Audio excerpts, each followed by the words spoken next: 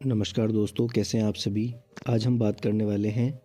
देखिए, आज Nifty, bank Nifty और सेंसेक्स, जैसा कि आप देख सकते हैं, सभी क्या है, आधा % लगभग ऊपर बंद हुए हैं।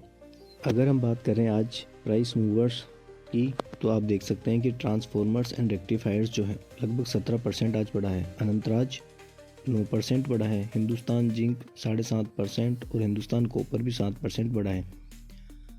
समझने वाली बात यह है कि आज ट्रांसफॉर्मर्स एंड रेक्टिफायर्स कंपनी है, इसमें ऐसा क्या हुआ है कि जो आज 17% की तेज़ी दिखाए। तो आज हम इसी शेयर के बारे में बात करने वाले हैं दोस्तों, ट्रांसफॉर्मर्स एंड रेक्टिफायर्स, जिसे T&R भी बोलते हैं। आप देख सकते हैं दोस्तों, टेरिल, ये जो T&R है, एक दिन में इसने 17% का आज रिटर्न दिया है। अगर हम एक साल की बात करें, लगभग ये 46% डाउन है और 5 साल के अंदर इसने 4200% का रिटर्न दिया है। बहुत ही अच्छा रिटर्न है 4200% 5 साल के अंदर। तो आज हम अभी देखते हैं कि ये शेयर आज 17% क्यों बढ़ा, इस कंपनी का मैनेजमेंट क्या है, ये क्या काम करती है, ये सारी चीज़ें आज हम इसी वीडियो में देखने वाले हैं। तो उत्तर कैपिटल गुड्स है, इंडस्ट्री टाइप इलेक्ट्रिसिटी इक्विपमेंट बनाती है। इसका मार्केट कैप आप देख सकते हैं कि लगभग 8,500 करोड़ का इसका मार्केट कैप है। आप देख सकते हैं कि इस कंपनी के बारे में क्या है, ये क्या काम करती है। तो ये इनकॉर्पोरेट हुई थी 1994 में। ट्रांसफॉर्मर्स एंड रेक्टिफायर्स बनाने का इसका काम है। B2B मॉडल पर काम करती है। B2B यानी बिजनेस टू बिजनेस मॉडल। भाई, आप और हम ट्रांसफॉर्मर्स का क्या करेंगे, हमारे किसी काम का नहीं है, लेकिन सरकार की जिम्मेदारी बनती है कि हर एक नागरिक को बिजली प्रोवाइड करवाई जाए, तो उनके लिए उन्हें ट्रांसफॉर्मर्स की आवश्यकता होती है।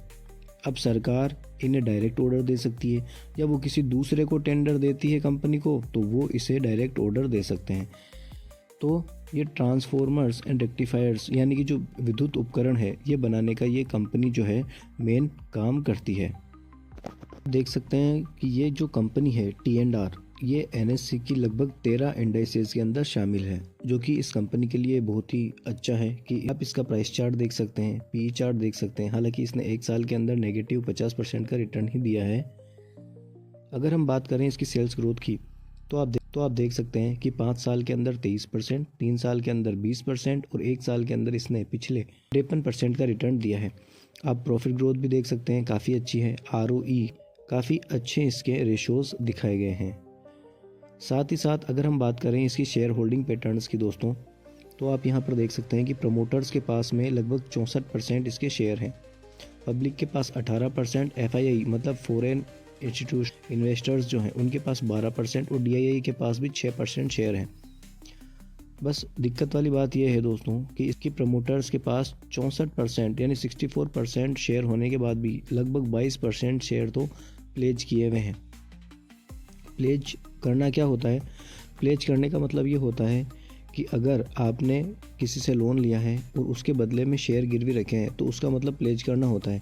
हालांकि ये शेयर होते तो प्रमोटर्स के पास ही हैं, लेकिन जिसने भी लोन दिया होता है या जो ऋणदाता होता है, उसके पास इतनी पावर होती है कि उसे पैसा ना मिलने पर वो इन शेयरों को बेच सकता है। अगर हम बात करें इसकी स्ट्रेंथ की और लिमिटेशंस की, तो आप देख सकते हैं कि कंपनी के पास में बहुत ही अच्छी प्रॉफिट ग्रोथ है पिछले 3 सालों से। अगर रेवेन्यू की बात करें तो 3 सालों से रेवेन्यू बहुत बढ़िया है। इसका PEG रेशो 0.35 है। कंपनी की अगर बात करें तो कैश कन्वर्जन साइकिल भी बहुत अच्छी है, जो कि 48 दिनों की है। अगर हम लिमिटेशंस की बात करें तो इसकी PE रेशो बहुत अभी ज़्यादा है, 41। मोटर प्लेजिंग वो जो कि 22% है, वो भी बहुत थोड़ी ज़्यादा ही है। 22% प्लेज शेयर्स जो इसके हैं, वो इसके लिए एक लिमिटेशंस बन सकती है। T&R की जो हम बात कर रहे हैं, इसके ऊपर लगभग इसने एक साल के अंदर जो 50% का नेगेटिव रिटर्न दिया है, उसका मेन रीज़न ये है कि जो वर्ल्ड बैंक है उसने इस पर कुछ चार्जेस लगाए थे। इसमें कुछ धोखाधड़ी के मामले सामने आए थे। जैसा कि आप देख सकते हैं कि TRIL को नाइजीरिया में 70 ट्रांसफार्मर सप्लाई करने के लिए $24.74 मिलियन का ऑर्डर मिला था, जो विश्व बैंक द्वारा फंडेड एक प्रोजेक्ट का हिस्सा था। और इसमें धोखाधड़ी और भ्रष्टाचार का आरोप लगाया गया इस पे, जिसके कारण इसके शेयर में गिरावट देखने को मिली।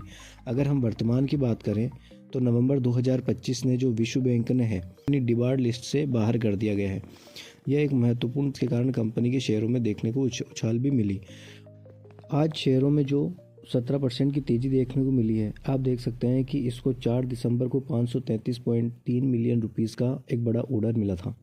25 नवंबर को इसको 390 करोड़ का ऑर्डर मिला और इसको 14 नवंबर को भी एक बहुत ही ऑर्डर भी मिला था और वर्ल्ड बैंक से ये कंपनी डिबार्ड लिस्ट से भी बाहर हो गई थी। अगर 12 दिसंबर को देखा जाए तो इसमें हालांकि कोई इतनी बड़ी न्यूज़ तो नहीं आई, लेकिन अगर शेयरों में बात करी जाए, अगर आप देखेंगे तो 12 दिसंबर को जो नॉर्मल शेयरों में ट्रेडिंग होती है या डिलीवरी होती है, डिलीवरी का मतलब ये है कि आप शेयरों को ख़रीद कर अपने पास रखते हैं।